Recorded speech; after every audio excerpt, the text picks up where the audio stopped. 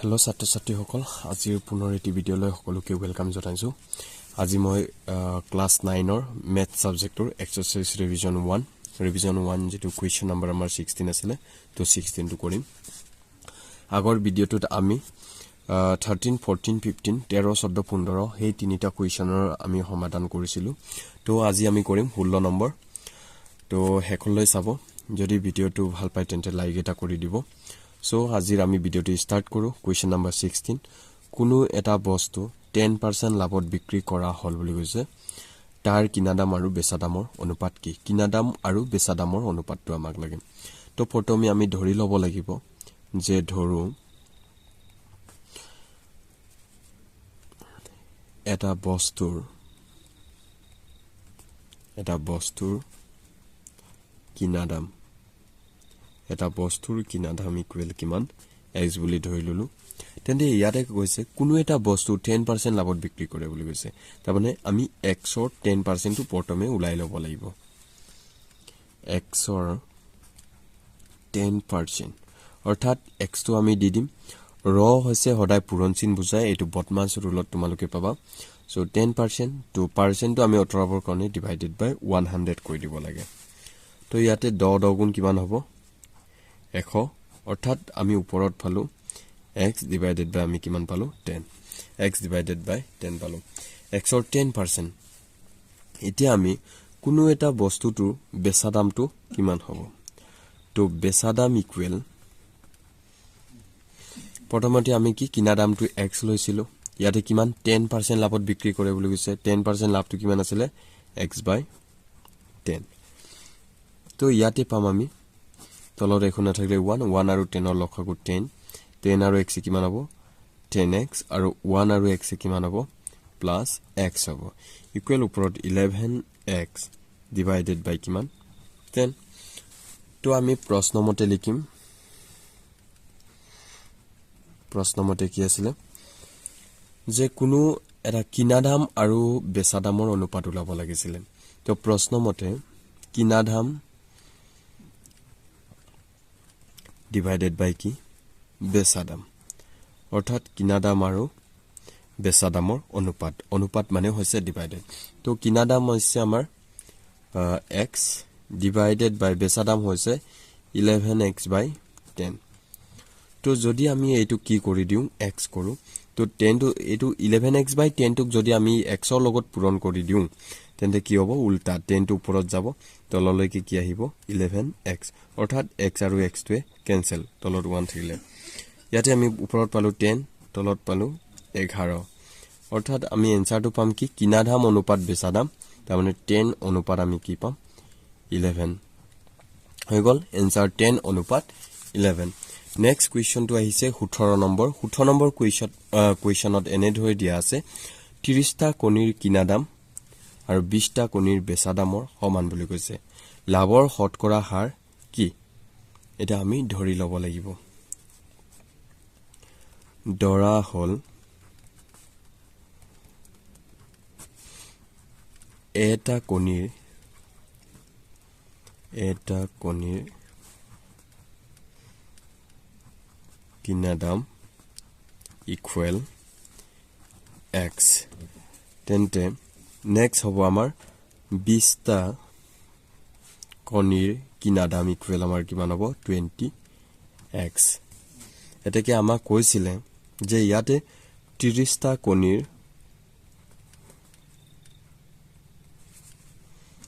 কিনা দাম 30 টা কণীৰ কিনা দাম ইকুৱেল কিমান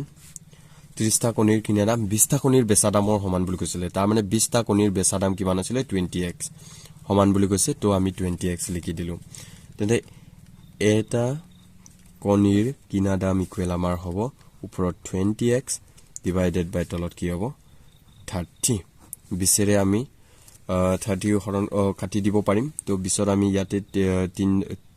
2 গুণ 20 3 গুণ কিমান 30 অৰ্থাৎ আমি ইয়াতে পালো ওপৰত 2 x ডিভাইডেড বাই 3 পালো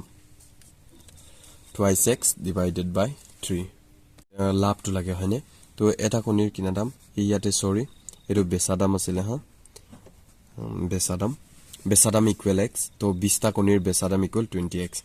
তাৰ মানে 20টা কণীৰ বেচা দামৰ 30টা কণীৰ কিনা দামৰ সমান বুলি কৈছিলে তেন্তে এটো 20x এটো 30টা কণীৰ কিনা দাম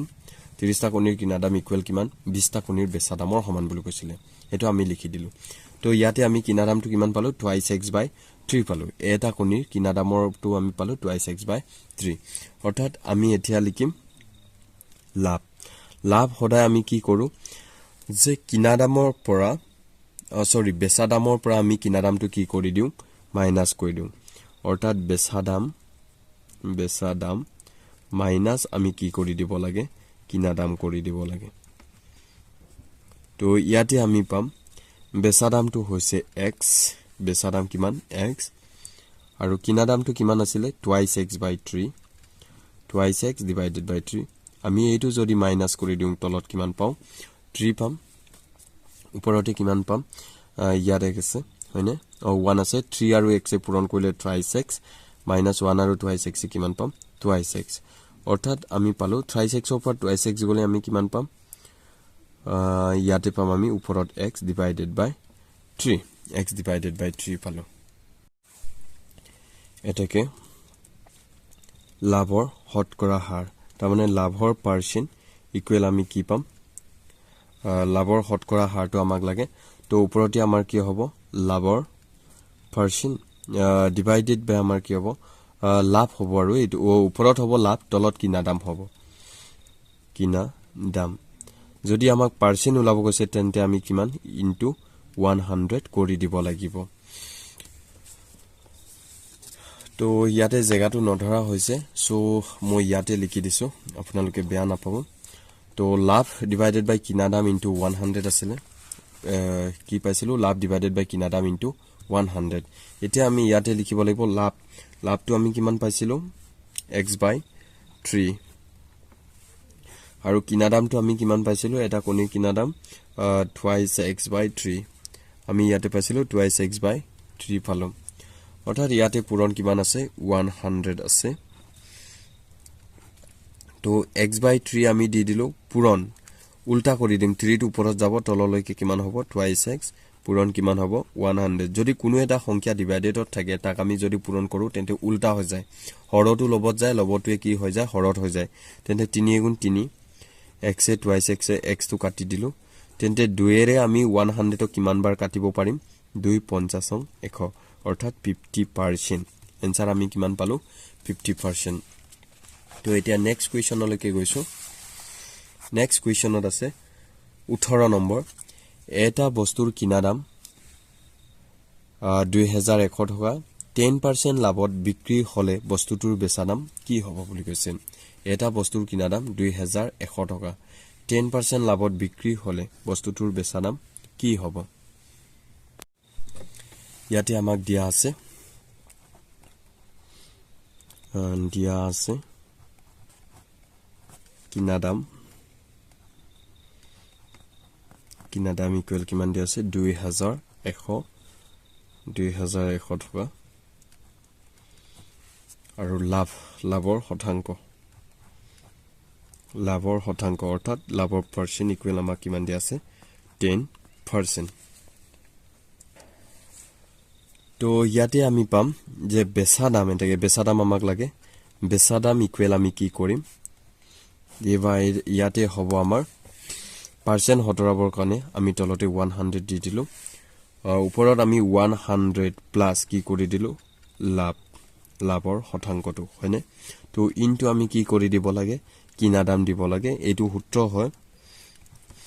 তো ইয়াতে পালো আমি 100 প্লাস লাভটো আমাৰ কিমান আছে 10% তো আমি 10 টো দি দিলো ডিভাইডেড বাই তলত 100 পাই গলো ওপৰতে তেন্তে হ'ব কিনা দামটো আছিল 2100 তো 0000 আমি কাটি দিলো ইয়াতে পাম আমি 110 পাম লগতে আমি পাম 21 যদি আমি 21 এৰে 110ক পূৰণ কৰি দিও তেন্তে আমি কিমান পাও